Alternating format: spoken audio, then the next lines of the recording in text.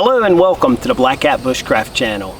Today I wanted to talk a little bit about the Junior Woodsman knife from WC Knives, handmade by William Collins. This is a knife I received back in early February, and it has become my primary carry knife since that time. And what I mean by that is the only knife that I've been carrying on my belt since February. Every outing to the woods, it's been my knife that I've gone to and used. And I used it on a daily basis around the house and just carried it and used it for every little thing that I've needed a knife for. And the reason I've done that is to really get a feel for this knife and its capabilities prior to shooting this video. If you watch my channel much, you know that I'm a big fan of a Scandinavian grind knife. And that's what I tend to carry. I have a lot of different knives and I tend to switch things up often. So I'll come in the woods, I'll use a knife for a couple of outings, I'll switch it up, try something else. That's where this knife kind of took over, is because once I got it and started using it, I have not had the need or the interest in switching back to anything else. This knife has really excelled in every task. Again, I'm a big fan of a Scandinavian grind knife because a lot of what I do in the woods involves carving wood, making notches, fire prep, carving feather sticks, you know, little crafty type stuff. And that's where the Scandinavian grind really excels. However, when you come to doing those food prep tasks or kitchen type tasks like processing meat, processing game, cutting up vegetables, the food prep stuff, sometimes the Scandinavian grind is not ideal for those type tasks. That's where this Junior Woodsman really excels, because it can very much so handle all those woodcraft type tasks and that fire prep type work, but it also excels at doing those slicing tasks for things like processing meat or game, fish, when you go to cooking, which is a big part of being out here for me.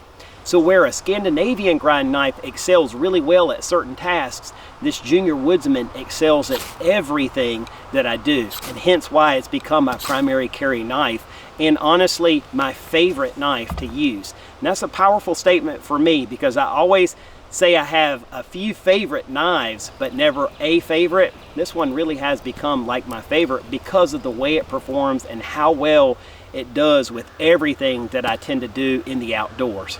So today I wanted to show you the knife in case you're not familiar with it. I wanted to do just a few basic tasks with it just so you could see it in action and just give you a better look at it and the overall concept of it. I will be honest and say that when I first saw this knife, I was a little unsure about the design, in that it doesn't look like the standard knife that you're used to seeing. And I'm very much so a traditionalist where it comes to my knives. I like the tried and true, the standard bushcraft type knife. That's what I've always used. However, when I started to use this knife, I really came to appreciate its function. You can't always judge a book by its cover. Sometimes you look at things like the WC NK. If you're not familiar with that, I'll insert a picture for you. Or, you know, the Junior Woodsman, they just look different. But when you use it, you really understand it and you appreciate the subtleties of these designs. So anyway, I want to share this one with you. Let's take a look at it. Stick with me and let's get started.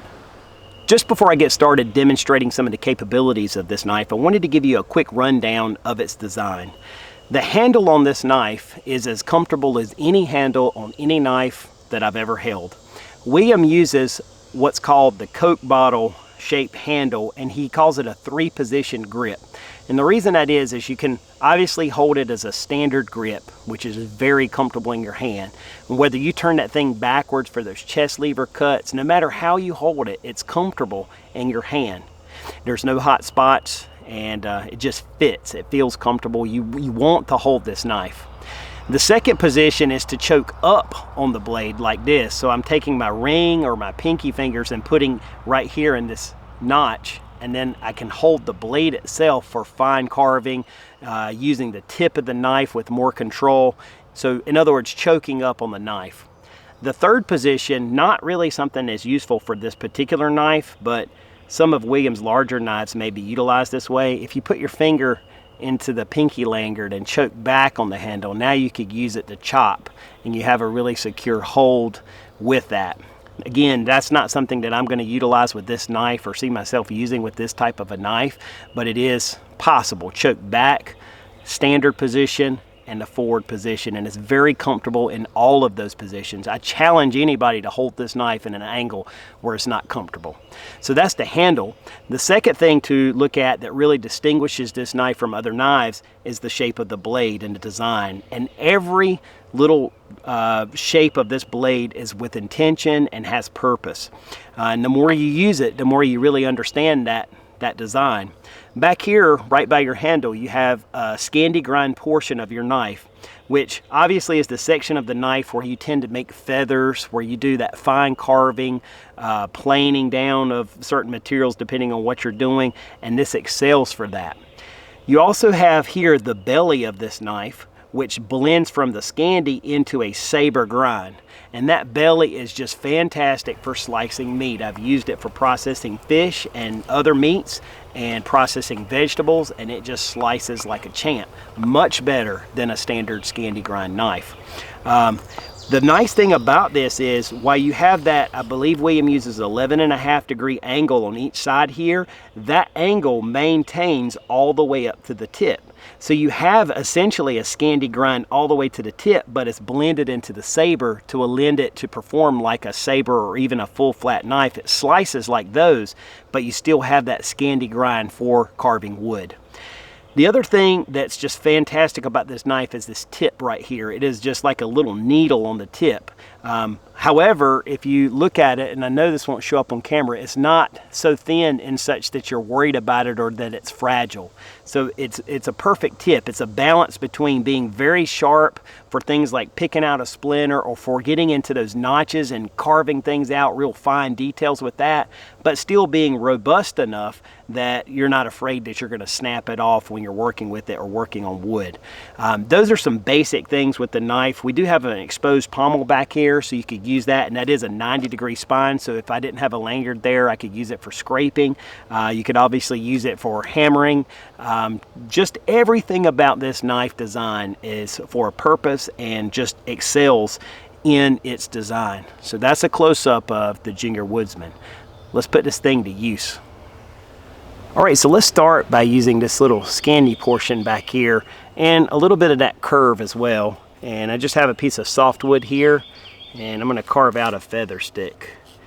I'm sitting at a little bit of an odd angle just to try to capture this on camera, but we'll see how it goes. It almost is effortless, because a lot of times you have to kind of slice with your knife, but the knife grabs the wood because of the shape of the blade, and it just kind of positions itself as needed. You can almost just close your eyes and make perfect feather sticks with this thing. And this knife right now is hair popping sharp. That's another quality that I didn't really mention about this knife. This particular one is an 01 tool steel. However, what I've found with Williams knives, the several that I own, is I could take a ceramic rod and freehand this knife. Just hit it about 8 to 10 times with that ceramic rod and just bring it back to hair shaving sharp. And I can use the knife for 30-40 minutes of just constant carving. Starts to lose that little edge, and then I just take out that ceramic rod and just run down the blade a few times, and again it's right back to hair popping sharp. I'm kind of running up to the belly there as these feathers are getting bigger. But you can see just that area right there. It's a feather stick machine. It just does a great job of that. And no problem with that task. If you have a hard time making feathers, this right here might make your life a little easier. If you have a hard time controlling your knife, this just kind of sets everything right into place, and you don't have to, I don't know, I think your feel is, with a regular knife you have to be a little sensitive about cutting. With this, it just almost does the work for you in a sense. So feather sticks, no problem for the Junior Woodsman. One of the ways I find myself using this knife most is in a reverse grip position to make draw cuts. If you hold this knife in a standard grip, your point finger will go right here in this little choil, And what I do is I slide my middle finger up to that, and I put my thumb on one side of the blade and my point finger on the other. And right here where the handle meets the blade, there's like a little shelf there, and so it gives me a place to press into, and that gives me a very secure hold. That knife is not going anywhere. It's very secure in my hand. Now we have this very subtle curve right here where the knife goes from the Scandi into the belly of the knife, and I can use that area with a very controlled draw cut. And this works great debarking or finishing out things like spoons or spatulas, or the other day I made chopsticks, and this was how I was able to smooth that stuff down. And you can actually go from this little curve right here all the way down to the belly of the knife, creating those nice slicing cuts. And it's just very comfortable, very secure. A lot of people might not feel safe about this. There's no way I'm going to cut myself because of the way I'm holding the knife. The handle would hit me first and my thumb joint would hit me second. So there's just no way I'm going to cut myself. And I can see, that's the nice thing, is instead of the knife being in my way of what I'm cutting, I can't see completely. Here I can see exactly where the knife meets the wood, and I can see what I'm doing, and therefore get better results. So I feel like when you can see where your knife's going, those are the safest scenarios for using your knife. And so this knife just really excels in this position, and this is one of my favorite ways to work wood in this grip. This knife, again, is just perfect for that position. Of course, the standard grip position for things like removing bark is perfect. And with that curved blade like that, you just get a slicing capability that's just hard to match. It just slices as good as anything you could want. Just removes material very quickly. All right, so let's say we wanted to carve, let's say like a bell notch to hang a pot on. That's where this belly of this knife also comes in really handy, because you have to make a lot of stop cuts in bushcraft, and this belly, because of its shape, lends itself really well to making that type of cut. And just put your knife in place, rock on it, and I'm actually going to stand up so my shoulder's above that, and I can kind of lean my body weight into it a little better, get a deeper cut. But just making that little bell notch, I'm cutting an X with my stop cuts, and then I can use the finer tip of this knife to come back and work that material out. And that's also where the tip excels on this knife. As you can see, I'm able to make those finer cuts here, and it performs like a thinner knife. When I say thinner, think like a Mora type classic knife.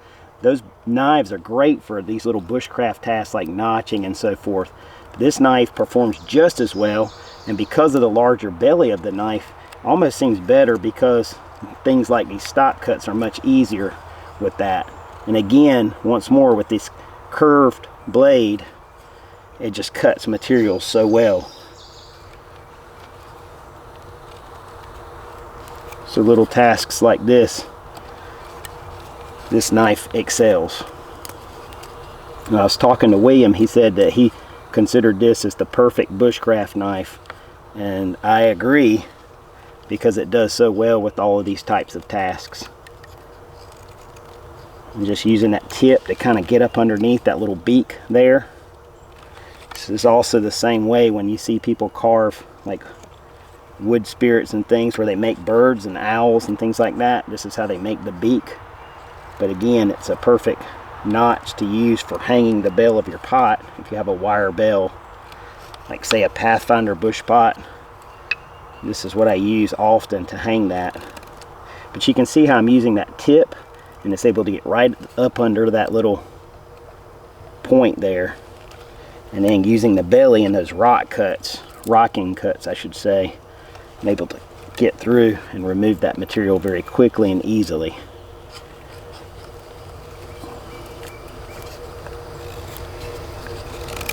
And if I were using this or making this for function, I would have used probably something a little bit bigger in diameter for it. But nonetheless, this is just to demonstrate how the knife performs for these types of tasks.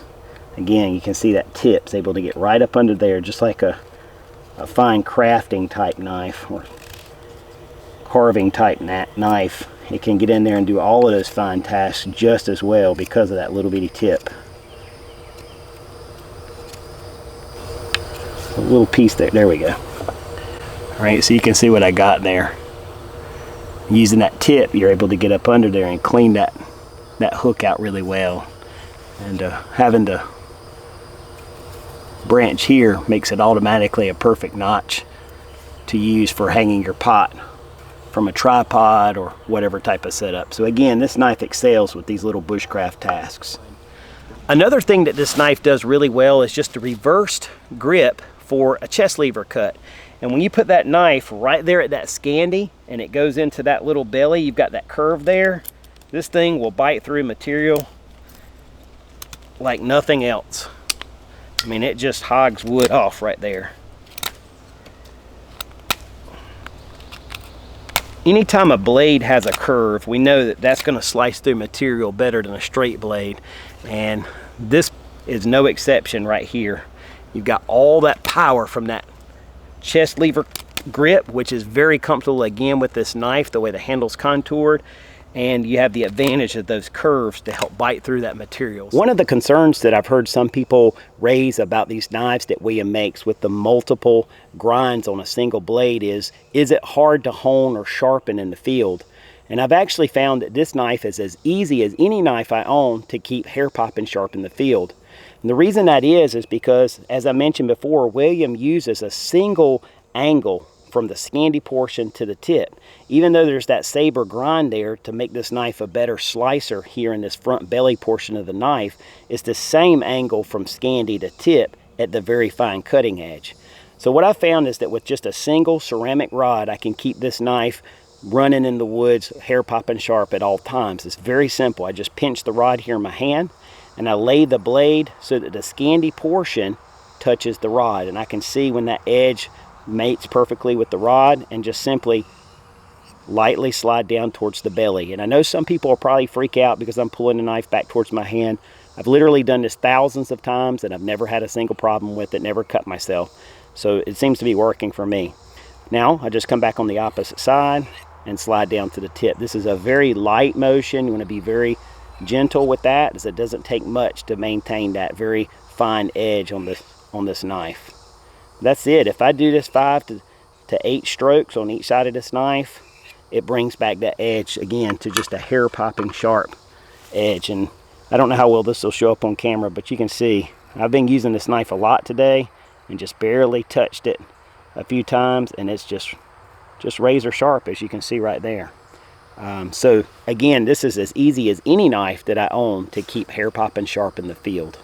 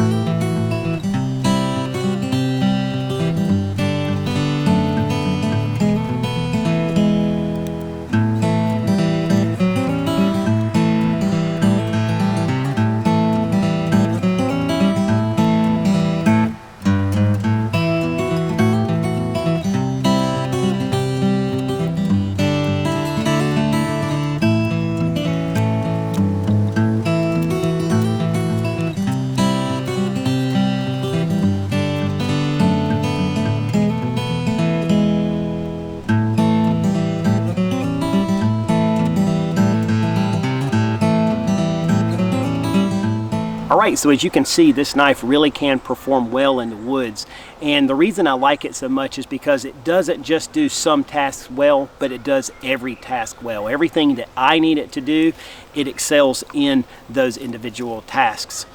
I've also come to really trust WC Knives as a brand. I believe that William Collins is a straight up guy. I believe that he takes pride in every single knife that he turns out, and each knife that you get with his logo on it is something that he has made himself. And I think there's a lot to be said for that. His knives are not given away. You know, you're going to pay for those knives. However, you're paying for a skilled craftsman who makes them one at a time, and there's just something special about that. You're buying an heirloom quality knife that you can use for a lifetime, but that you can also turn around and pass down to the next generation. So there's definitely something to be said for that, and for that I believe that it's a great value when you buy something like this from a company like WC Knives. I will say I'm not a paid spokesperson. I'm not being compensated other than just getting this knife to work with and to review. So this is an unbiased opinion, this video. This is me telling you my experience. I'm not motivated for any other reason to be honest and share my thoughts about the knife. So I hope you guys enjoyed that. I appreciate your time and interest. If you have not subscribed to the channel, I hope you'll go ahead and click the subscribe button and ring that bell, stay notified of all the upcoming videos, and there will be many more to come very soon. Until that next video, take care and God bless.